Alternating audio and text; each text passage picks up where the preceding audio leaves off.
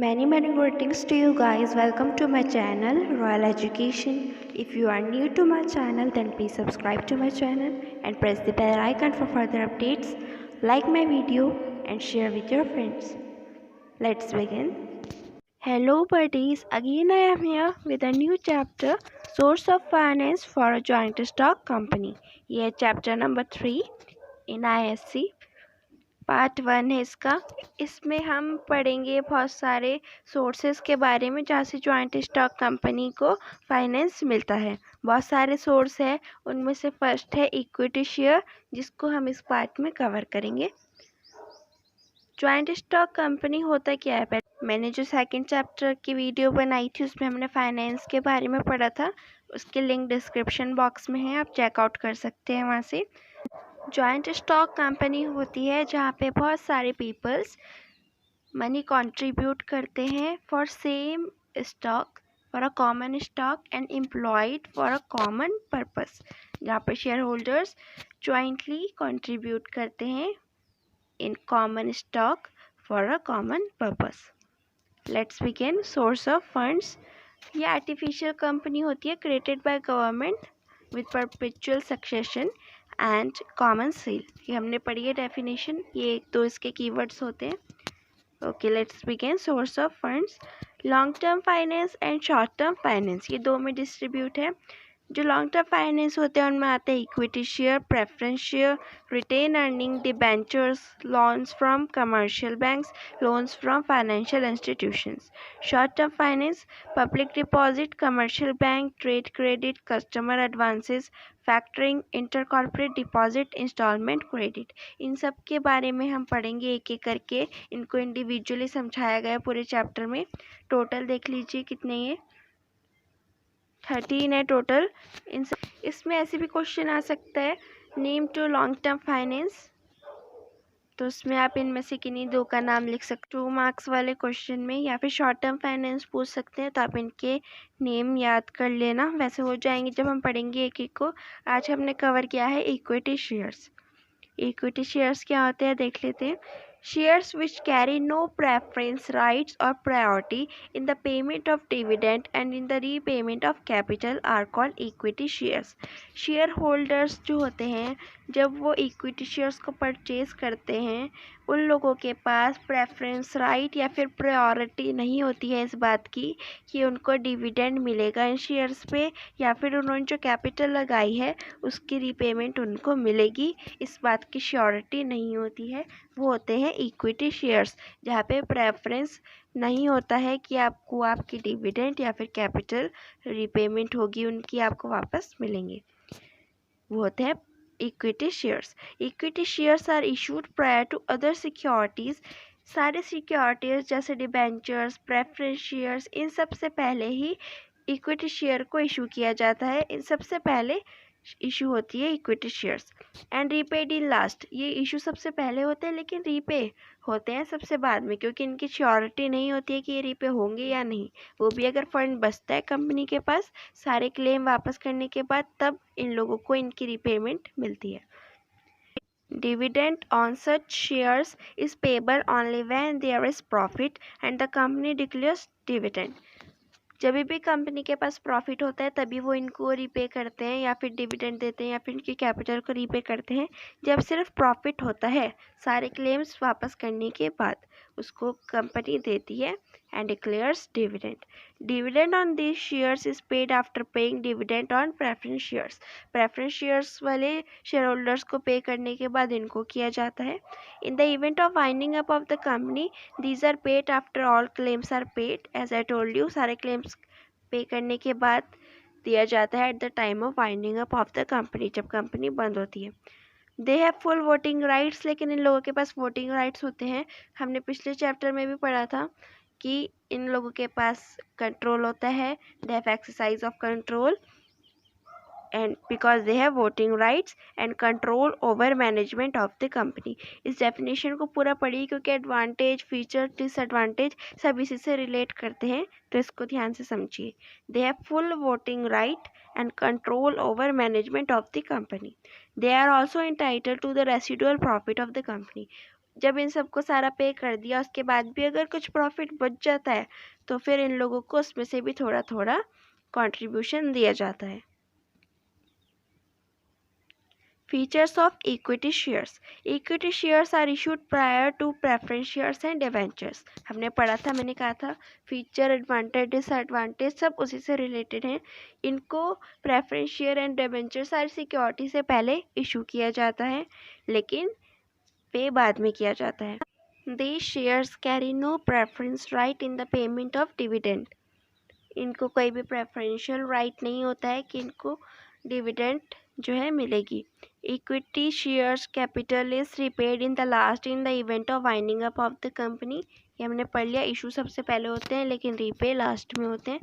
Winding up मतलब समेटना, company बंद करना। Holders of equity shares generally enjoy voting rights. इनको वोटिंग राइट होता है। They are entitled to the residual profit of the company. सारे share holders को उनके डिविडेंड एंड कैपिटल रीपे करने के बाद अगर तभी भी कुछ प्रॉफिट बच जाता है तो इक्विटी शेयर होल्डर्स में भी उनको डिस्ट्रीब्यूट किया जाता है। They are entitled to it. No advantages of equity share from companies point of view. अभी इसमें दो हैं, from company point of view and investor या फिर share holders point of view.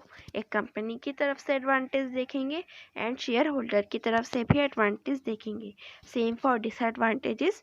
So first देखते हैं no burden on earnings. Company के ऊपर कोई बर्डन नहीं होता है अर्निंग का। क्यों? क्योंकि वो एंटाइटल नहीं होते हैं कि उन लोगों को इनको रीपे करनी ही है वापस। अब वो भी अगर प्रॉफिट बचता है तो इनको वापस की जाती है, इनकी dividend and capital. So company के ऊपर कोई बर्डन नहीं होता है इस बात का कि करनी ही है। Okay. Equity shares impose no burden on company's resources because the dividend on such share is payable only at the discretion of management, subject to the availability of adequate profit. अगर बचे हैं प्रॉफिट तो ही इन लोगों को वापस किया जाता है। The company is under no obligation to pay a fixed rate of dividend on equity share. Fixed rate पे ज़रूरी नहीं है देगी, जिस हिसाब से प्रॉफिट होता है वैसे इन लोगों को रीपे किया जाता है। सेकेंड है परमानेंट कैपिटल। कंपनी के साथ लाइफ टाइम तक रहती है इनकी इन्वेस्टमेंट। इक्विटी शेयर होल्डर ने जो इन्वेस्ट किया है वो कंपनी के साथ लाइफ टाइम तक रहेगा। ऐसे हमने पढ़ा है कि eight the time of winding up of the company, जब कंपनी बंद होने वाली होती है तब इन लोगों को वापस मिलता है, इससे पहले नहीं मिलता है बीच में। तो कंपनी के पास इनकी कैपिटल जो है परमानेंटली रहती है। Equity share capital is refunded only eight the time of winding up of the company, therefore equity share remain with the company for ever. Even at the time of winding up उसमें भी surety नहीं होती है कि आपको मिलेगी जब company बंद हो रही है। क्यों? क्योंकि अगर सरप्लस नहीं बचा उन लोगों के पास आफ्टर मीटिंग ऑल लायबिलिटीज, आपको नहीं मिलेगा वापस। Even at the time of winding up of the company is paid back in the last, and that too if any surplus is left after meeting all other liabilities. No charge on asset. Equity share do not create any charge or mortgage on the asset of the company. The company is free to use its property for raising loan. Company free होती है, वो अपनी property को use कर सकती है for raising loan. There is no charge on assets. Number 4 small nominal value. Equity shares को purchase करने की वैल्यू बहुत कम होती है, इनको स्मॉल इनकम वाला पर्सन भी खरीद सकता है। The face value of an equity share is generally very low. As a result equity shares have wide appeal and even person belonging to low income groups can buy them. Advantage है इसके from companies point of view. Unlimited sources. Any amount of capital can be raised through equity shares. Equity shares देखिए आप किसी भी amount का capital जो है raise कर सकते हैं। अनलिमिटेड सोर्सेज, तो ये 5 हमने पढ़े। Permanent capital, no burden on earnings, no charge on assets, small nominal value and unlimited sources. ना from investor share holders point of view, अब उनकी तरफ से भी कुछ एडवांटेजेस हैं।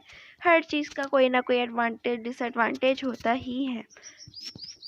अब इनकी तरफ से देखिए, equity share holders enjoy voting rights as we studied. इन लोगों की श्योरिटी नहीं होती है डिविडेंड की, लेकिन इन लोगों के पास फुल वोटिंग राइट होता है। And second, the liability of equity share is limited to the face value of share subscribed by them. As we see, face value low होती है इक्विटी शेयर्स की, तो जितने भी उन्होंने सब्सक्राइब किए हैं, शेयर होल्डर्स ने जितने के किए हैं, उनको लायबिलिटी भी सिर्फ उतने की ही चुकानी पड़ती है, लिमिटेड होती है उतनी ही जितनी उन्होंने शेयर सब्सक्राइब किए हैं, जितने के किए हैं, लायबिलिटी भी उसी हिसाब से देनी पड़ती है। नॉमिनल होती है ये भी, लायबिलिटी भी, जैसे इनकी फेस वैल्यू होती है। एंड जितना इन्होंने सब्सक्राइब किया है उतना ही इनको वापस भी करना पड़ता है liability. So the liability of equity share is limited to the face value of share subscribed by the third. In case of successful business, the rate of dividend can be very high. अगर business successful हुआ तो उन दिनों dividend जो है बहुत high हो जाता है, डिविडेंड का rate. For example, hero Honda motor has paid 900% dividend on equity share in 2002 to 2003। अगर सक्सेस होता है बिजनेस तो उन दिनों रेट भी ज़्यादा हो जाता है डिविडेंड का। ऐसा है कि श्योरिटी नहीं है इसमें, लेकिन अगर सक्सेस हुआ बिजनेस तो फिर डिविडेंड का रेट भी बढ़ जाता है। हीरो होंडा मोटर्स ने 900% डिविडेंड दिया था अपने इक्विटी शेयर होल्डर्स को। Now number 4, equity shareholders have right to buy new shares floated by the company. Equity shareholders को right होता है कि अगर कंपनी और शेयर्स फ्लोट कर रही है, दे रही है, तो वो उनको परचेज कर सकते हैं। Number 5, shareholders are now required to pay income tax on dividend received from the company.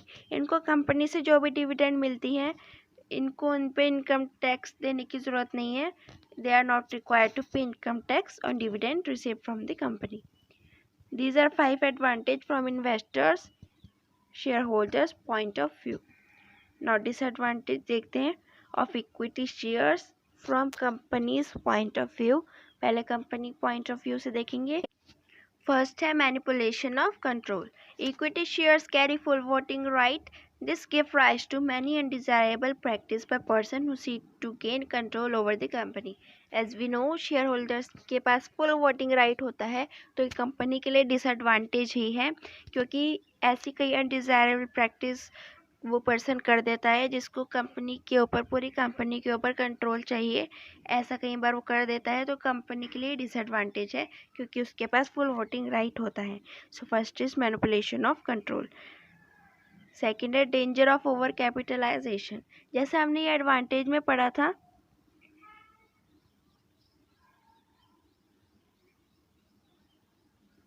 Permanent capital second, यहाँ पे परमानेंट थी कैपिटल, ये एडवांटेज था कंपनी के लिए, क्योंकि इन लोगों के पास परमानेंटली वो कैपिटल रहती है।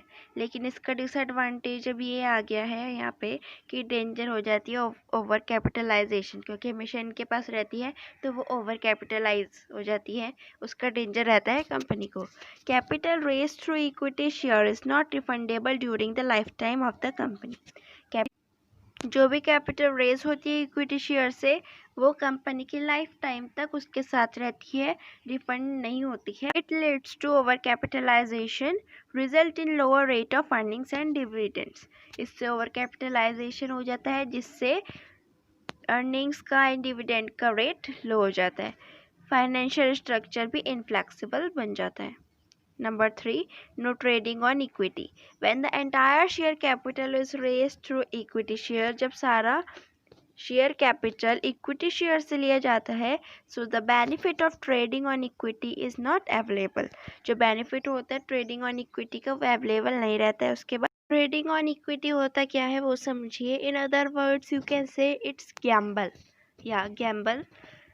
कंपनी जो होती है वो बोलती है कि जो आपको इसका रिटर्न मिलेगा, जितने पैसे आपने लगाए हैं उसका आपको इन्वेस्टमेंट में डबल होके मिलेगा। The company is betting that the return you get from the investment is much more than its cost to finance your investment. This is trading on equity, kind of gamble. लेकिन इसकी facility होती ही नहीं है equity share में, इसके लिए disadvantage है, क्योंकि इसमें सारा जो है रेज यहीं से करते हैं, इक्विटी शेयर से ही करती है capital company. Number 4, costly. The cost of issuing equity share is higher than the cost of issuing other type of securities. अब इसको खरीदने की नॉमिनल वैल्यू होती है बहुत, खरीदने की तो बहुत लो होती है वैल्यू, ऐसा हमने देखा ही एडवांटेज है, ठीक है। लेकिन इशू करने के लिए इट्स वेरी कॉस्टली। यहाँ पे कई टाइप्स के एक्सपेंसेस होते हैं, जैसे अंडरराइटिंग कमीशन, ब्रोकरेज, तो इन सब के वजह से ये कॉस्टली हो जाती है। Underwriting commission, brokerage and other issue expenses are very high for equity capital, ये इसका डिसएडवांटेज है। Now, inflexible. A company cannot issue share in excess of its authorized capital as stated in the memorandum of association. Another disadvantage is that कि ये inflexible होता है। जितना memorandum of association में दिखाया है ये सिर्फ उतना ही इशू करता है शेयर्स को, उससे ज़्यादा या कम नहीं करता है, जितना मेंशन है उतना ही करता है। एंड मेमोरेंडम ऑफ एसोसिएशन क्या होता है? ये एक लीगल डॉक्यूमेंट होता है prepared eight the time of registration or formation, and it represents its relation with shareholders, that is memorandum of association. Now, disadvantages from investor shareholders point of view. First है perpetuation of control by a few. Any new issue of equity share has to be first offered to existing shareholders. जब भी कोई new equity share issue होता है तो सबसे पहले जितने लोग पहले ले चुके हैं उनको, एग्जिस्टिंग है जो, उन्हीं को दिया जाता है पहले, अगर वो लोग लेना चाहें तो। इसका रिज़ल्ट ये होता है कि कुछ लोग ही इसमें कंट्रीब्यूट कर पाते हैं एंड कुछ लोग ही मैनेज कर पाते हैं, only by a handful of person. जितने पहले थे उतने ही, नए लोगों को मौका ही नहीं मिलता है क्योंकि पहले ये लोग एग्जिस्टिंग शेयर होल्डर्स को ही देते हैं। तो जो ordinary and small share holders होते हैं वो सिर्फ नाम के ओनर रह जाते हैं। Ordinary and small share holders remain owner in name only. तो ये इन्वेस्टर्स शेयर होल्डर्स की तरफ से डिसएडवांटेज है, perpetuation of control by a few. Second है high risk, equity share holder sink और swim with the company, as we know कि winding up of the company के टाइम पे ही उनको वापस दिया जाता है, वो भी अगर प्रॉफिट बचते हैं तो। अगर नहीं बचा तो तुम्हारी इन्वेस्टमेंट भी गई। तो कंपनी के साथ ही सिंक या फिर स्विम करते रहते हैं इक्विटी शेयर, सिंक करते हैं, डूब जाते हैं या फिर तैरते रहते हैं अगर कंपनी सही चल रही है तो। Dividend and refund of capital are both uncertain, हमें पता नहीं है dividend and refund of capital मिलेगा या नहीं। तो prices of shares keep on fluctuate. Now third, unhealthy speculation. Speculation का मतलब देखिए पहले, स्पीकुलेशन होता है इन्वेस्टमेंट इन प्रॉपर्टी, शेयर्स और any other security in the hope of getting gain but with the risk of loss, that is speculation. Very often there is unhealthy speculation in the price of equity shares. Speculation मतलब जहाँ पे हमको hope होता है कि हमको gain होगा लेकिन साथ में इसका डर भी रहता है, रिस्क भी होता है कि लॉस ना हो जाए। There is more so during boom when the prices are rising. Director and officers of the company may also indulge in speculation on the basis of inside knowledge about the company. जो director and officers होते हैं company के, उनको inside knowledge होती है, अंदर की पूरी नॉलेज होती है कंपनी के बारे में कि ये कैसी है, डूब सकती है या फिर चल सकती है आगे कंपनी, तो उसके बेसिस पे वो लोग इनसे इक्विटी शेयर खरीदते हैं। लेकिन जो innocent and ignorant share holders होते हैं जिनको कंपनी के बारे में कुछ भी पता नहीं होता, वो बेचारे सफ़र करते हैं क्योंकि उनको पता नहीं है कि कंपनी कैसी है और वो लोग ख़रीद लेते हैं क्योंकि इनकी नॉमिनल वैल्यू कम होती है। बिकॉज इन शेयर्स की फेस वैल्यू कम होती है तो वो लोग ख़रीद लेते हैं, लेकिन इन लोगों को पूरी कंपनी की इनसाइड नॉलेज होती नहीं है जिसकी वजह से इनको बाद में सफ़र करना पड़ता है। तो अनहेल्दी स्पीकुलेशन ये होता है। 3 है इसके बस। जो 12 मार्क्स के लॉन्ग क्वेश्चंस आते हैं उनमें 3 points and 4 point and 5 point पूछे जाते हैं, तो उनमें 3 पॉइंट्स में आ सकते हैं। Okay, thanks for watching. If you like this video, then give a thumbs up to it. It motivates me to work even better. Share with your friends and subscribe to my channel to get more videos related to ICSE. And if you have any doubt, do comment below. Thank you so much.